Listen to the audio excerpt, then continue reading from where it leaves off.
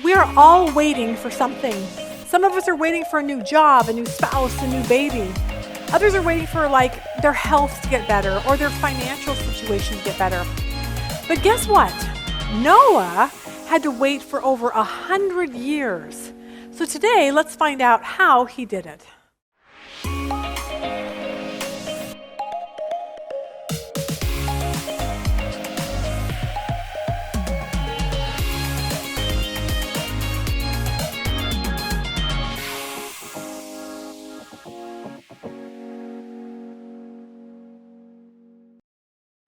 Good morning. Welcome to our Women's Bible Study. We are super glad you're joining us today.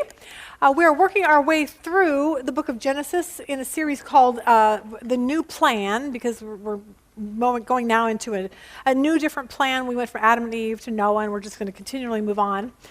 So I want to start with a statement that pretty much none of us are going to like, and it's this: waiting has its part in new beginnings. Now, most of us don't like to hear that because we don't like the waiting part.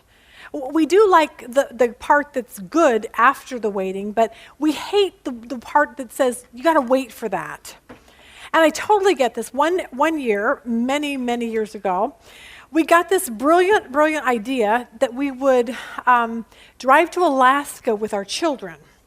Now, Phoenix to Alaska. Dusty was 3. Cheyenne was 5, okay? Micah and Jesse were in high school. High school kids don't want to travel with their little 3 and 5-year-old and their mom and dad. And we were in a motorhome, okay? And somehow we thought this was a really good idea. I left the house. Dusty was basically screaming his head off. And we had this little teeny tiny TV back then, and it had a little VCR, so we had like Barney, and we had like Cinderella, anything we could find to keep Dusty and Cheyenne busy. But we left and we got on I-17, which is probably about 20 minutes from our house. And my first question to Rob was, are we there yet?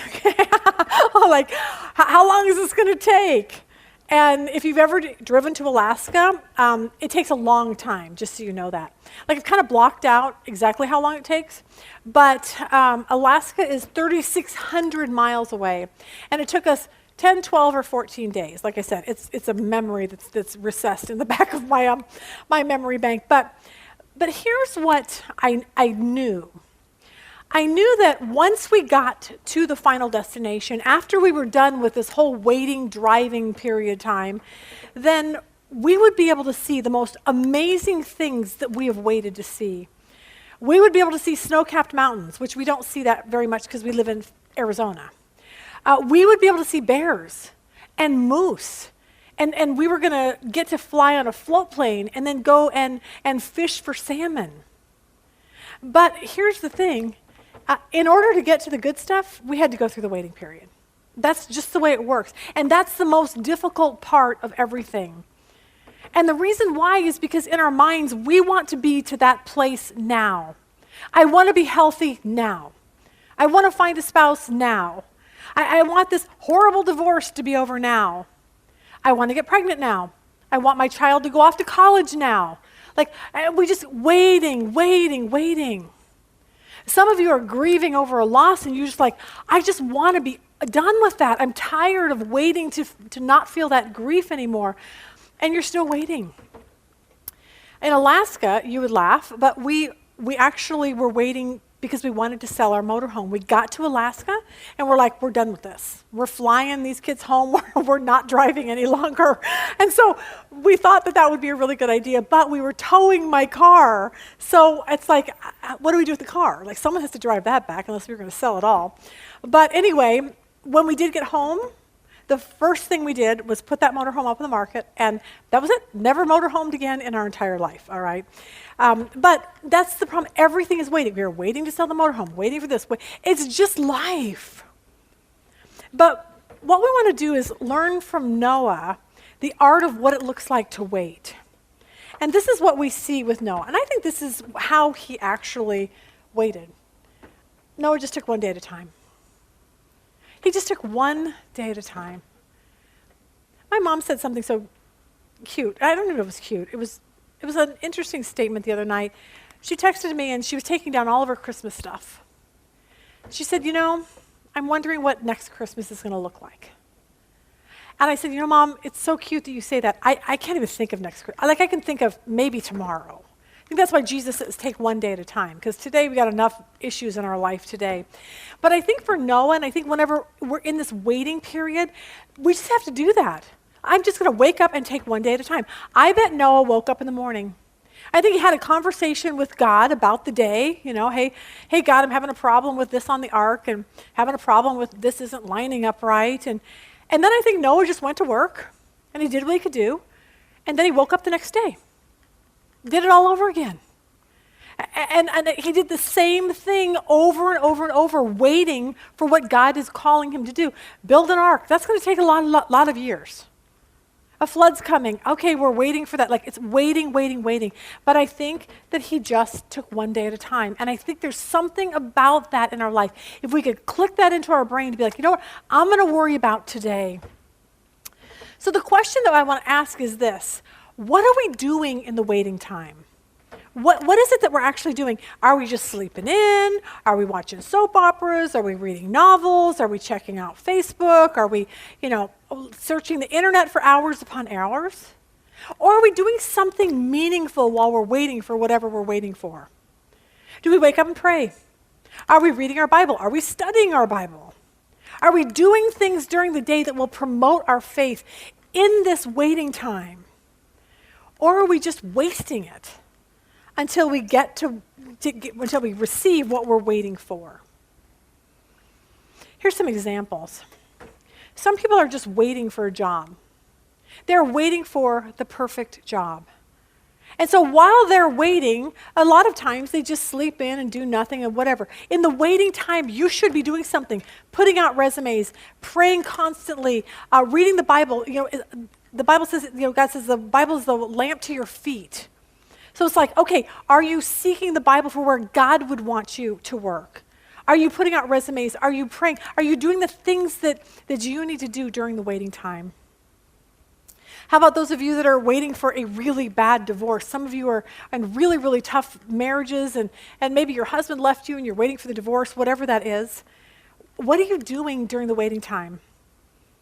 I have a friend that just went through this, and she ended up having to go through this horrible divorce, and she ended up not having money for an attorney. And so during this whole time, she was reading her Bible, and she was seeking God, and she was praying for the judge to turn, for God to turn the king's heart, turn the judge's heart in her direction, because she couldn't afford an attorney. And she didn't know what was going to happen. But see, the thing is that she could have done something completely different. She could have been bitter and angry and hateful to her ex-husband. She could have gone out and partied every night and started sleeping around and doing stupid stuff and getting drunk. She didn't do those things. She literally, during her waiting time for this divorce, which took a long time, like years, she just sought God. And when it came time for her to go in front of the judge on Zoom, and her husband's over there with his attorney, and she's just she's like this big. And she's just there all by herself and God. And because she'd spent her time waiting, doing the right things, she had a right mindset about everything, and God blessed her. And the judge gave her everything and gave him nothing. And it was just like, I don't know what to say about that. But she waited well. It's like some people who are sick. Some people that are sick and they're just, how are they waiting? Are they just sitting in front of the TV all day long? Or think about all the things you can do when you just can't get out of your house. You can listen to sermons. You can read good books. You can learn about Jesus. There's so many things you can do with your faith during that time while you're waiting to get better. Some people, you're in that whole grief thing. You lost someone. You just can't seem to get over it. But what about if you did something, like you went and you got help? Like during this waiting, don't wait 2 years by yourself. Go get help. Join a grief group. Help, because then you're going to learn how to help other people that are going through grief also. This is what I know, is that we always have a choice in the waiting. And we learn from Noah that he just took one day at a time. He did what he could for the day. He focused on the job that he had given him that day. But in the midst of waiting, I think this. I believe we can wait well when we know that God has not forgotten us. See, I think for so many people in the waiting period, they're like, I don't think God really is here. I don't think God really cares. I don't even feel his presence. Maybe he's not even real. Like, we just go down that whole rabbit hole. But I think the only way we can be reminded that he really is to read the Word of God constantly. The only way we can know that is to focus on the stories in the Bible. Think of the story of Joseph. We'll eventually get to Joseph in Genesis. But think about his brothers hated him, 10 older brothers. They sold him to slave traders or to traders going to Egypt. Joseph was sold as a slave.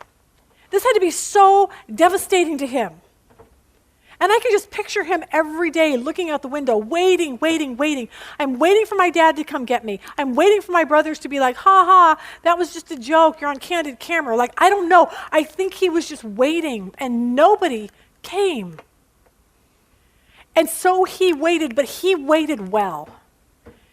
Because I think this, I think Joseph just took one day at a time. I think just what Noah did, what you and I need to do. And while he was waiting, he worked really, really hard. He worked hard for the man who purchased him. And Joseph had tons of integrity. He had integrity and he worked hard, what? In the midst of waiting. We don't have to waste our time when we're waiting for something. But then we see something in the Bible. And because that's why I always say, you got to read your Bible because you'll see these little nuggets and you'll be like, I needed to know that. And this is a reminder of what was really going on behind the scenes. Look at this. Genesis 39:2. The Lord was with Joseph.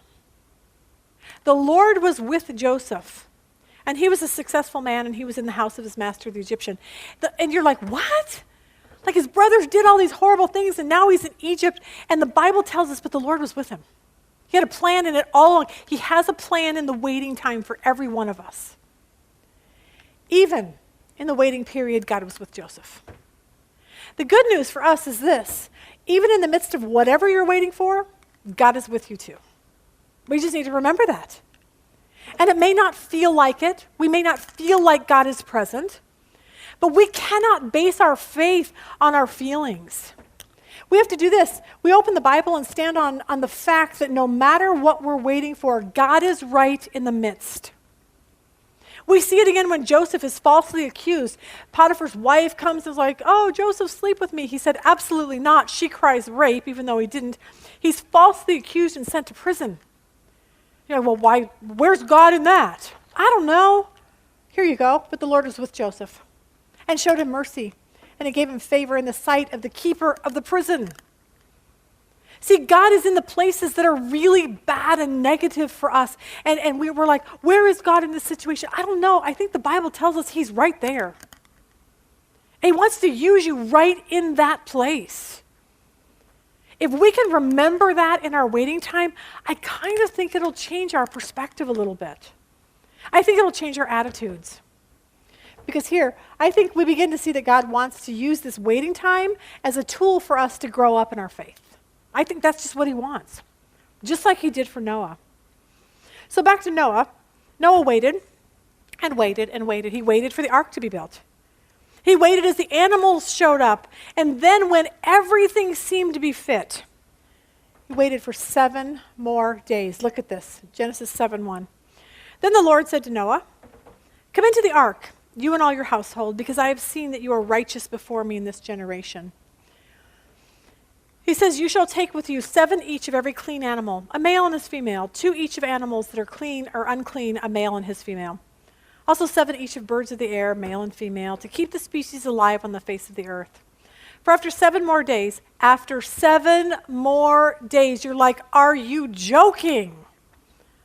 Why do I have to wait 7 more days? He's like, okay, for after 7 more days, I'm going to cause it to rain on the earth 40 days and 40 nights, and I will destroy from the face of the earth all living things that I've made. Now, if I were Noah, I'd be like, oh, for the love. Like, are you serious, God? Why? Let's hop, let's go. Let's get this show on the road. We're in the ark. We're ready to go. Animals. And I always think, I bet the people outside were laughing. Noah and his family are in the ark. It's been 3 days. Nothing's happened. Day 5, Noah and his family, ha ha ha, and they're all laughing. I can just picture the scene. And Noah's got to feel so stupid, like, I hope I heard God right, okay, because nothing's really happening here. Until that first raindrop fell.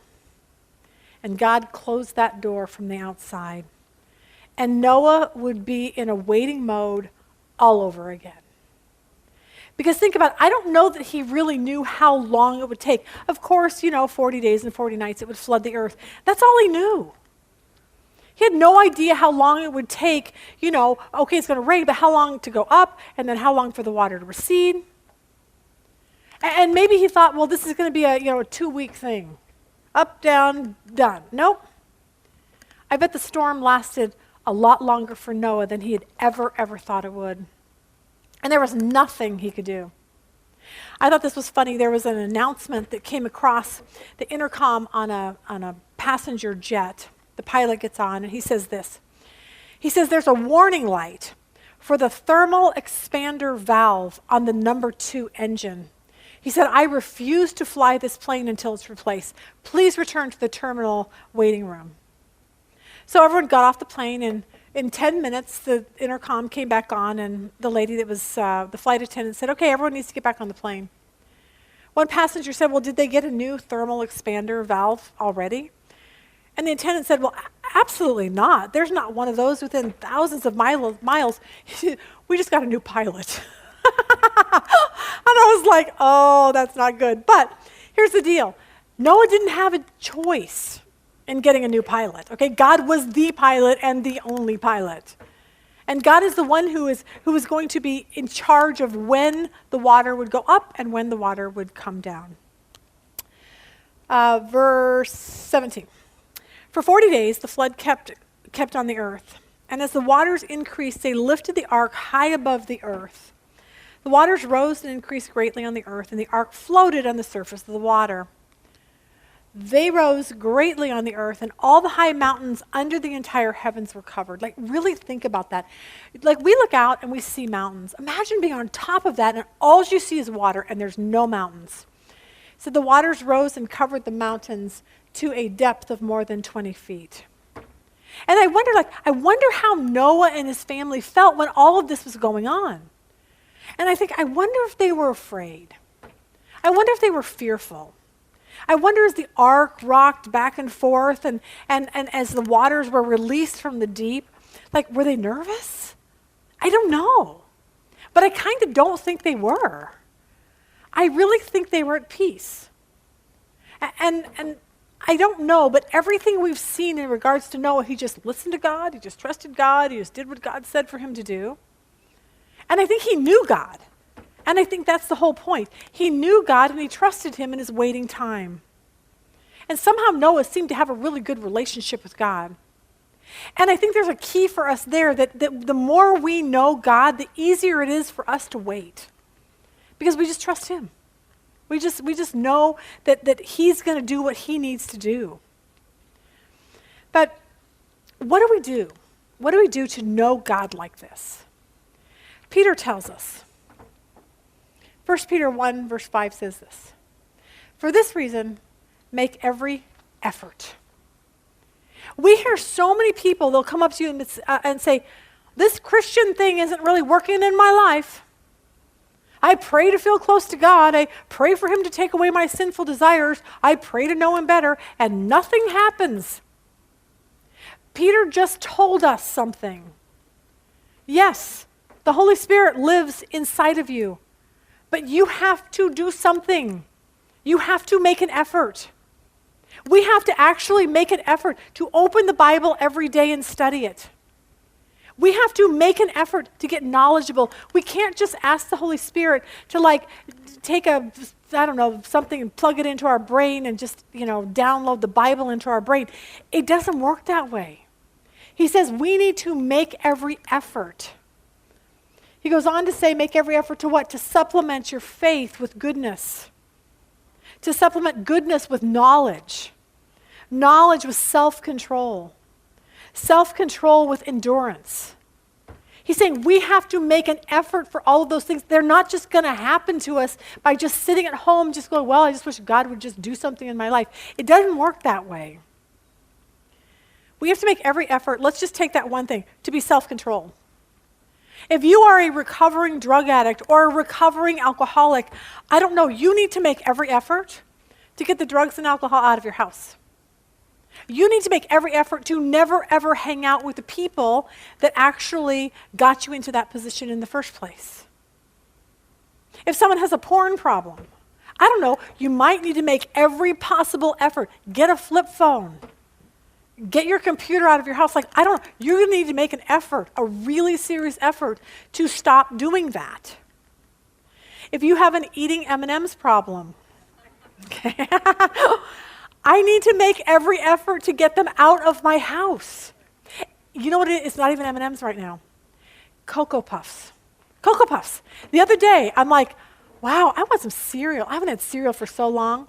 So Rob went to the store and got Lucky Charms and Cocoa Puffs, okay? So I'm sitting there with this big bowl of Cocoa Puffs, and Dusty eats really healthy, so he's sitting over there eating his health stuff. And I looked at him and I go, do you think my Cocoa Puffs are very healthy? And so he's really sweet, and he's trying to come up with what could possibly be in Cocoa Puffs that would be healthy. And finally he's just like, yeah, I don't think so, Mom. Okay? So that's my new life. But I told Rob, don't buy them. Please don't buy me Cocoa Puffs anymore, because I need to make an effort to stop it, okay? But then we have to do this. Make effort, endurance with godliness. See, following Jesus takes endurance. There are days when you are going to feel like you want to walk away from your faith. I do. There's days when I'm just like, I don't know if I can keep doing this. There are days when you're going to question your faith and you're going to be like, I don't understand why God does what he does. I have no idea. God, I pray that you save my Mormon cousins. You're not. God, I pray that you would save these people. You're not. God, I don't know what you're doing. There are days when you're not going to have any clue why God does what he does. But we have to make every effort to endure. This actually happened to me a couple weeks ago. I woke up and I didn't feel like doing anything. We're trying to put out 3 lessons a week, which just doing one is hard enough. But now I'm trying to manage 3, study, put them, videotape them, doing what we're doing. It's just a ton of work. I had 5 sitting there right in front of me that I had to videotape. And I'm like, I don't want to. I just cannot get motivated. I picked up my Bible and I'm like, I don't even want to read it. I'm just kind of over everything right now. And so what happened is I started feeling really sorry for myself. And I started going, why am I a Christian? People think I'm stupid. Nobody gets my faith. And then I started moving that into Bible study. And I'm like, you know what? I can put these lessons together and stand up here and teach, but I probably don't even know Jesus. I probably don't even know him. I probably have no relationship with him. And then I spiraled down into the whole, we put all these lessons and all this work and no, it's not doing any good. Wasting my time. And then I just go right down to the ground. And if I kept going there, I would be like, I wouldn't be here today. I'd be like, I don't know where I'd be. At the bar, I think. I'm not sure. But what I did was this. I knew I had to put an effort into enduring. I had to make an effort to read my Bible, even if I didn't want to. And that's exactly what I did. I opened my Bible, and I came across this verse after I started feeling sorry for myself. Therefore, my dear brothers, be steadfast, immovable, always excelling in the Lord's work, knowing that your labor in the Lord is not in vain. And it was like God grabbed that verse and shoved it into my life. And I was like, thanks, God. I literally wrote that verse out and stuck it in my office because it's a reminder for me to endure, to know, Lisa, your labor is not in vain.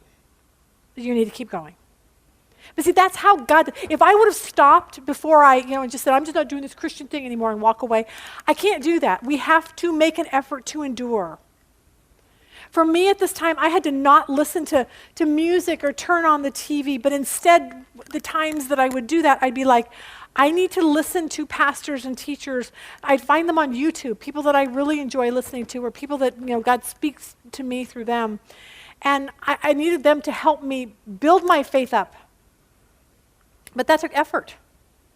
Sit in the bathtub. If you're sat in the bathtub with your computer right next to you, watching YouTube, that's what I do, okay? So it's like most people read magazines. I don't. I listen to YouTube pastors, all right? But that takes effort to do that. So please don't ever give up when your faith feels small or your faith feels fragile or doubt starts to overwhelm you.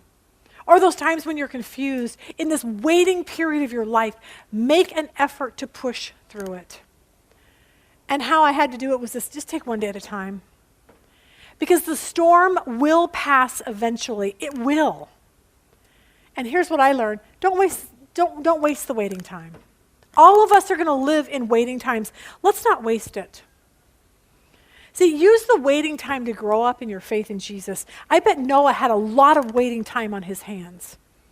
And I bet he talked a lot to God during that. Back to Genesis verse 21. Every living thing that moved on the earth perished. Birds, livestock, wild animals, all the creatures that swarm over the earth, and all mankind, everything on dry land that had the breath of life in its nostrils died. Every living thing on the face of the earth was wiped out. Men and animals and creatures that move along the ground, and the birds of the air were wiped from the earth. Only Noah was left, and those with him in the ark. The waters flooded the earth for 150 days. Waiting, and more waiting. At this point, it's been 5 months. He's literally been in the ark for 5 months. Every day is just the same. I wake up, I feed the animals, I water the animals, I clean up after the animals. I don't even know how that worked. What do you do with a year's worth of all the animals poop? Okay, I don't know. I have no idea what things were in place to make that even work. I don't know. But for 5 months, I want my waiting period to be over tomorrow. He waited 5 months, the waters kept rising. He had no idea. How long is this going to take, God? And I think we've all been there. Like when COVID hit, I know I've told you this, the vice president gets on, 15 days to slow the spread, stay home. I'm like, are you joking? We have Bible study in 3 days. I can't slow the spread. Okay, we got Bible study to do. We got to get back there.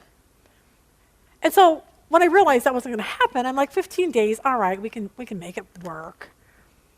And each day I was like 14, 13, 12, 11, yes. Day 0, the news. Oh, sorry. We're going to do 30 days to slow the spread. And it became like that commercial, but wait, there's more. Like 18 months more, okay, before we could ever get back to Bible study together. And the amazing part is this, I hated it. I hated the waiting time. Here's what I learned. Even though I knew God was doing something, I still hated the waiting period.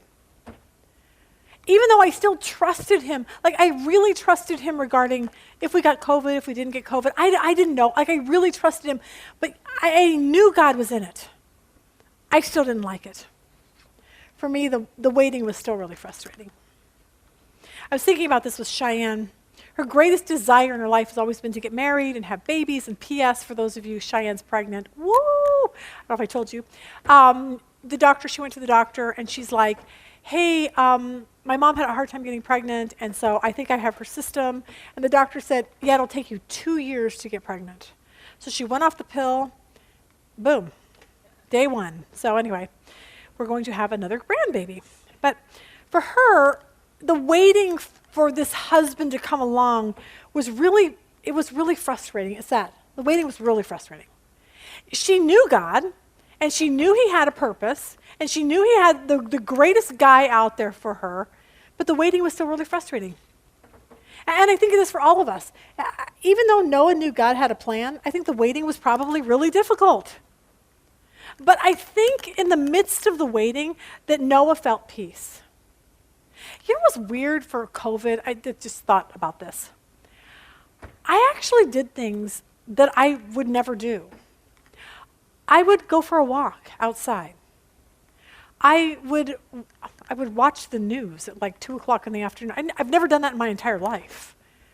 I would do things that I would lay in the sun.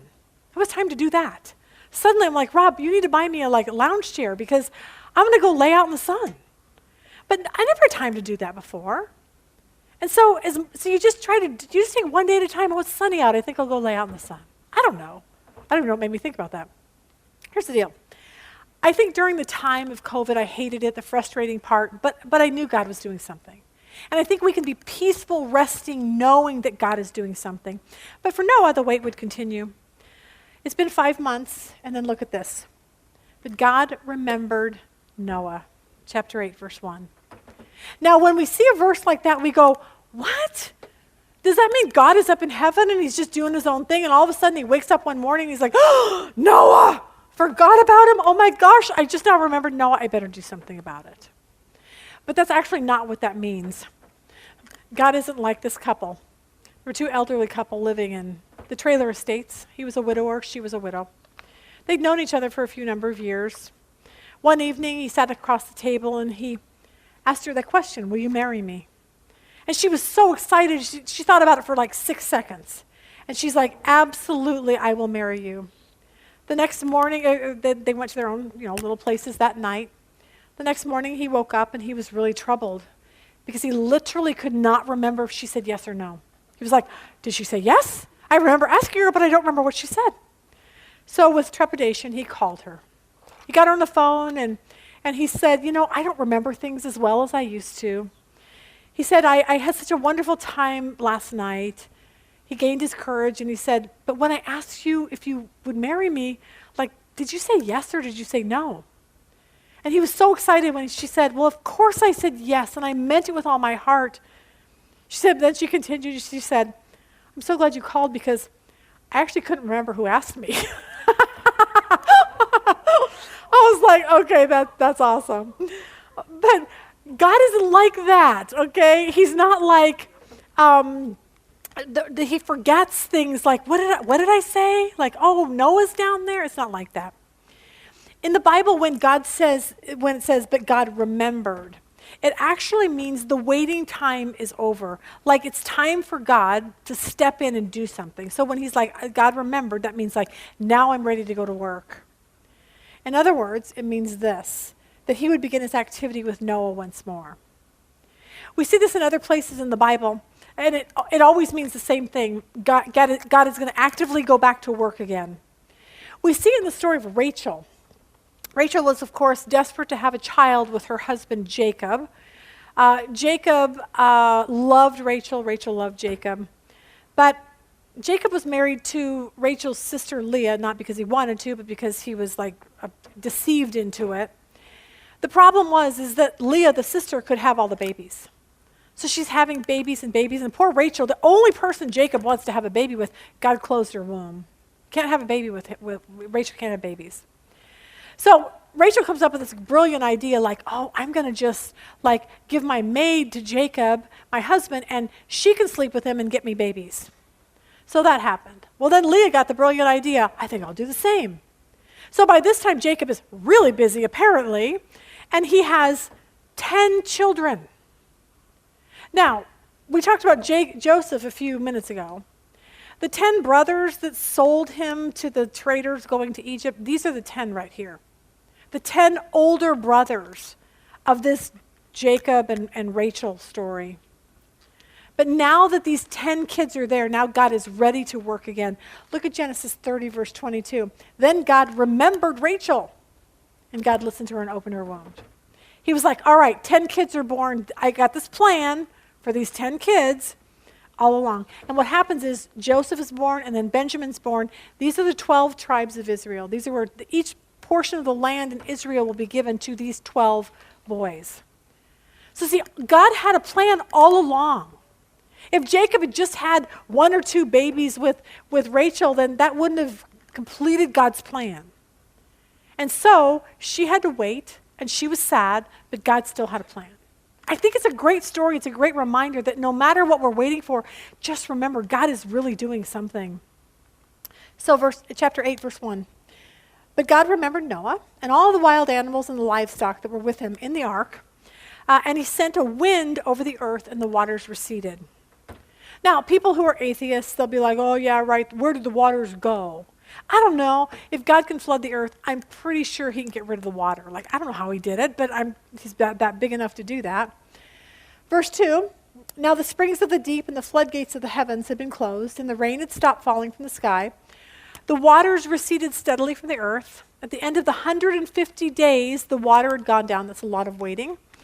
And on the 17th day of the 7th month, the ark came to rest on the mountains of Ararat. The waters continued to recede until the 10th month, and on the first day of the 10th month, the tops of the mountains became visible. I bet Noah was so excited. Like, oh my gosh, look, the waters are receding. We can see the tops of the mountains now. And I bet it just gave him hope. Because we all need hope in the waiting time. For some reason, this section of Genesis just reminds me that there are times in our life where we need hope. We feel stuck in this stinky boat in the middle of a raging storm. And life is hard. And honestly, nothing is going right for us, and it seems like it's never going to get better. And we wait, and we wait, and we wait, and God just doesn't seem to be doing anything. But this story is really a reminder to us that the waters did recede. The mountaintops did come into view because God was doing something new. Whatever you're waiting for, God is doing something new, and I want you to be encouraged with that today because some of you are still in the storm. And it really could be a marriage storm, an addiction storm, a health storm, a divorce storm. I don't know what kind of a storm you have. But what Noah had to do is kind of what we need to do. We need to focus our attention on God and what he is doing in our life. Do not focus on the smelly ark. Do not focus on the annoying animals or the rocking boat. Focus on what's going to happen once you step out of the ark and now there's something new is going to happen in your life. In September 1988, Hurricane Gilbert hit the Louisiana coast. At that time, it was considered the storm of the century. It battered the shoreline, severely disrupting the shrimping business. Many shrimp boats were lost, but the problem was that so many people lost their livelihood because shrimping was how they made their money. On a morning news show, there was an interview. Shrimp boat owner. He was asked how the storm would impact the shrimpers.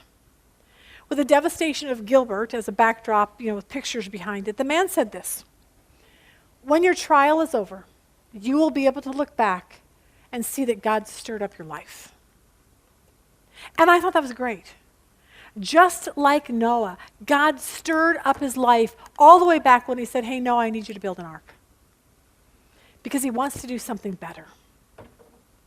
And you would never, ever know the better if you didn't go through the waiting time. We would never have seen moose and bear and snow-capped mountains had we not gone through the waiting time.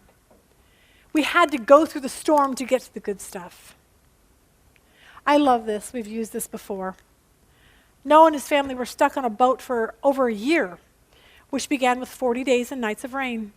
There were no balconies, terraces, windows, internet, Netflix, Facebook, Instagram, phone, TV, or YouTube. They only had their family and a bunch of animals to take care of.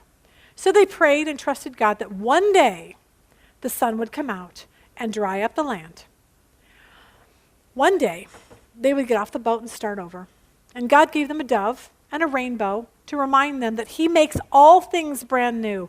Don't give up no matter how long the storm remains. The sun will shine again. See, we need to just focus on that and not focus on the storm. So let's wait well. For Noah this, verse 6, after the 40 days, Noah opened the window he had made in the ark, and he sent out a raven, and it kept flying back and forth until the water had dried up from the earth. And for the raven, think about this, this was his best life ever, because ravens are scavengers, and they like to eat dead things. The entire earth was filled with dead things, dead corpses, people, animals, whatever. And he could just fly from body to body. He's not coming back to the ark, okay, because that's what a raven does. But Noah not only needed to know that there was death out there, because the raven not coming back told him, yeah, there's a lot of dead things out here. But Noah needed to know that there was life out there, because they were going to have to find some plant life in order to eat. So Noah does this. He sent out a dove to see if the waters had receded from the surface of the ground. But the dove could find no place to set its feet because there was water over all the surface of the earth. So it returned to Noah in the ark. He reached out his hand, took the dove, and brought it back to himself. Now, doves eat like fruits and vegetables and greens and stuff like that. And Noah wanted to see if the dove would find any of that because they like dry places. Doves are different than ravens. They're kind of birds of the valley, so they need to find a settled place, low on a cliff, just above the ground. Noah needed to know that a dove could, get vegetation. And so Noah needed to see if the dry land would house a dove. And it didn't. The dove came back. And then Noah had to do more of what we hate doing, waiting. Look at this. He waited. He waited 7 more days. Then again, he sent out the dove. When the dove returned to him that evening, there in its beak was a freshly plucked olive leaf. Then Noah knew that the water had receded from the earth. One of the trees that can survive the longest underwater is actually an olive tree. They're really, really hardy. And so this little dove found a freshly plucked olive leaf and brought it to Noah. And what that showed Noah was that there was life, that there were hills that now were exposed and dry. It meant the land was dry. It meant the valleys were becoming clear. It meant their trials on the ark were almost over. But in order to get to that point, there has been nothing but waiting. We see it. He was waiting to build a boat. Noah was 7 days in the ark waiting for the flood. Then it was 40 days of flood and waiting 150 days of water rising, 150 days of water waning, 40 more days of waiting, 7 more days of waiting, and then 7 more days of waiting. And you would think by this time, Noah would get a sledgehammer and literally take it to that door and get them off this boat. But he didn't. Look what he did. He waited another 7 days. Like, serious? He sent out the dove and she didn't return to him again. Waiting, we have to remember this. Waiting has its part in new beginnings. It just does.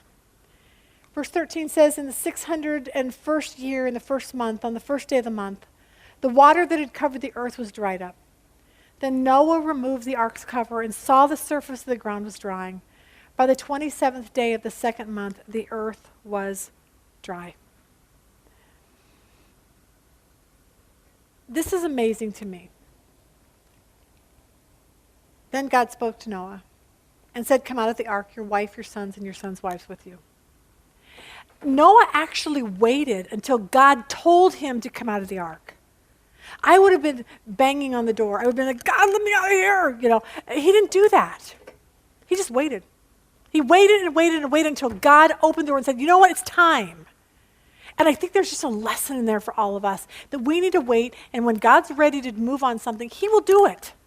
So let's just trust God in the waiting. So here's how we'll end. Whatever you're waiting for, please do not give up. Keep your eyes focused on God, his plan, not your plan, because our plan is to get to Alaska in 3 days from Arizona. That's my plan. It doesn't work that way. Because a lot of you, if you feel like your life is rocking back and forth like that boat and you cannot see what's happening, then do what Noah did, which is this. You got to just take one day at a time.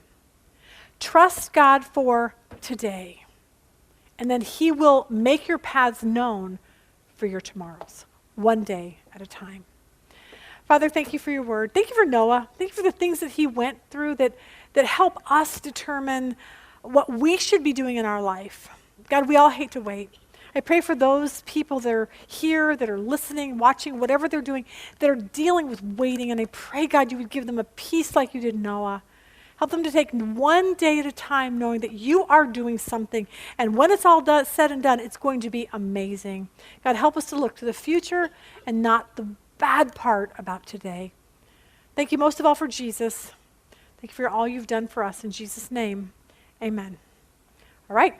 See you all next lesson.